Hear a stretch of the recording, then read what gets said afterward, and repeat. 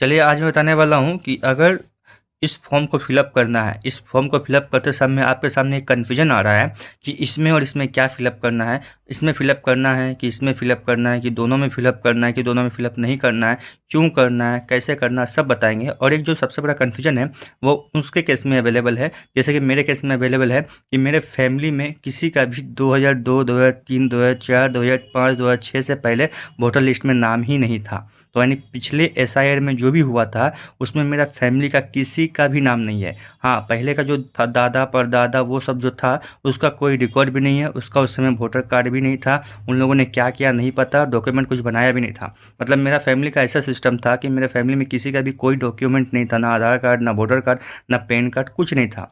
तो 2002, 2003, 2004 के समय में तो पॉसिबल ही नहीं था कि उनके पास कोई डॉक्यूमेंट हो। इसका मतलब 2002, 2003, 2004 में ना मेरे पास ना मेरे पास कोई डॉक्यूमेंट था वोटर कार्ड का, ना किसी मेरे फैमिली मेम्बर के पास था, ना दादा परदादा पापा मम्मी दादी नानी किसी के पास कुछ डॉक्यूमेंट नहीं था, वोटर कार्ड भी नहीं था। तो मेरे केस में क्या हो रहा है सिचुएशन कि हम तो फॉर्म फिलअप कर रहे हैं, तो अब क्या करिए, इसको भरना है कि इसको भरना, वो मैं आज क्लियर कर रहा हूँ। तो सबसे पहले समझ लीजिए कि करना क्या है। अगर आपके फैमिली में ना आपका कोई पिछला कोई रिकॉर्ड है वोटर कार्ड का, और ना आपके किसी के फैमिली मेम्बर का कोई रिकॉर्ड है, मतलब आपके फैमिली में एकदम शून्य है, जीरो है, किसी का कोई रिकॉर्ड ही नहीं है पिछले वोटर कार्ड का, मतलब 2002, 2003 में वोटर कार्ड था ही नहीं किसी फैमिली मेम्बर के पास, तो फॉर्म कैसे फिलअप करना ध्यान दीजिएगा। तो यहाँ पे सबसे पहले जो दिखाई दे रहा है आपको पासपोर्ट साइज फ़ोटो, ये बांग्ला में कोई दिक्कत नहीं है, आपको इंग्लिश में भी सेम मिल जाएगा। मुझे बांग्ला पढ़ना आता है, मैं पश्चिम बंगाल से हूँ, इसलिए बांग्ला में फॉर्म मिला है। बाकी आप लोग को इंग्लिश में मिला हो, हिंदी में मिला हो, चलेगा, सब एक ही इन्फॉर्मेशन भराएगा, आप किसी भी लैंग्वेज में भर सकते हैं। यहाँ फ़ोटो चिपकाना है, कलर वाला लेटेस्ट फ़ोटो। अब यहाँ दीजिए ध्यान से जो बोल रहा है यहाँ पे जन्म तारीख, तो यहाँ पे जन्म तारीख भर देंगे। आधार नंबर बोल रहा है, ऐच्छिक है, मतलब देना है नहीं देना है कोई मर्जी नहीं है, दे देते हैं। मोबाइल नंबर पूछ रहा है, मोबाइल नंबर यहाँ पे डाल देंगे। पिता या अभिभावक का नाम पूछ रहा है तो बाप का नाम डाल देंगे। बाप का अगर मेरा आधार ये वोटर कार्ड का नंबर है तो डालेंगे, अगर नहीं है तो नहीं डालेंगे, कोई दिक्कत की बात नहीं है, मेरा इच्छा है। माँ का नाम यहाँ पर डालना है, माँ का वोटर कार्ड का नंबर है तो डालना है, नहीं है तो नहीं डालना है। अब अगर मेरा शादी हो गया तो हम अपना वाइफ का डालेंगे, अगर यहाँ पे कोई लड़की है और शादीशुदा है तो अपना हस्बैंड का डालेगा यहाँ पे। और हस्बैंड या वाइफ का अगर आधार वोटर कार्ड है तो वोटर कार्ड का नंबर डालना है, नहीं है तो नहीं डालना है, कोई दिक्कत की बात नहीं है।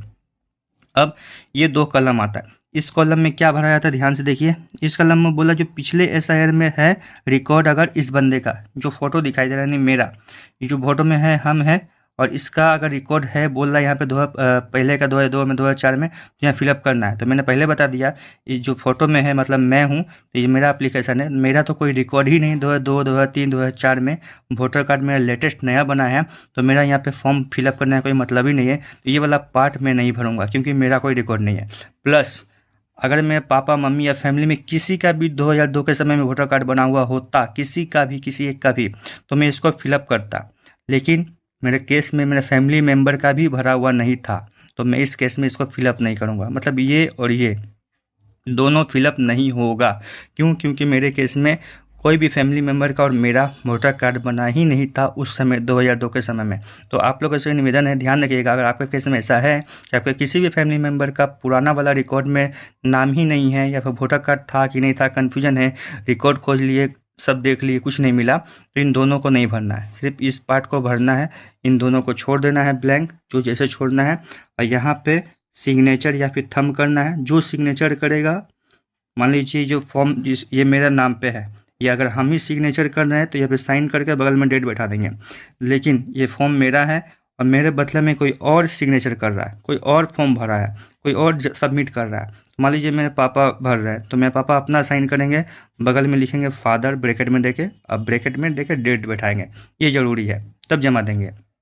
और एक बात ध्यान रखिएगा, जो ये दोनों में से किसी को नहीं भरेगा तो उसको अलग से एक डॉक्यूमेंट जमा करना पड़ेगा, लेकिन आपको खुद से दौड़ना नहीं, अलग से आपके घर में बीएलओ आएगा, जो ये एरिया का बीएलओ होता है। जैसे यहाँ पे देखिए मेरे केस में ये सुमिता सरकार दास, उसका फ़ोन नंबर भी दिया हुआ है, ये मेरा एरिया का बीएलओ है, तो ये खुद आएगा, वेरिफिकेशन करेगा, कम से कम 3 बार इसको आना पड़ेगा मेरे घर, ऐसा रूल्स में है। तो खुद बोलेगा कि ये डिटेल क्यों नहीं भरा, तो आपको बताना होगा कि मेरे केस में मेरे फैमिली मेम्बर में किसी का भी डिटेल्स पिछले रिकॉर्ड में है ही नहीं, इसलिए इसको नहीं भरा। ठीक है। तो उसके लिए अलग से कोई प्रमाण पत्र देना पड़ेगा। आधार कार्ड को छोड़ के, आधार कार्ड का वैलिड अभी ख़त्म हो गया, जैसे आपका स्कूल सर्टिफिकेट हो गया वो दे सकते हैं, डेट ऑफ बर्थ हो गया, मतलब फैमिली का हर एक मेंबर एक एक डॉक्यूमेंट जरूर जमा करेगा। जिसका इसका वोटर कार्ड है लेटेस्ट में लेकिन पुराना वाला में नाम नहीं है किसी का भी, वो लोग। तो इस केस में इस तरह से फॉर्म फिलअप होगा, ध्यान रखिएगा। इन दोनों को नहीं भरना है, बस सिर्फ इसको भरना है, साइन या फिर अंगूठा का थंब लेना है और जमा कर देना है। साथ में अगर डॉक्यूमेंट मांगता है कोई एक तो आपको डॉक्यूमेंट देना पड़ेगा, ध्यान रखिएगा।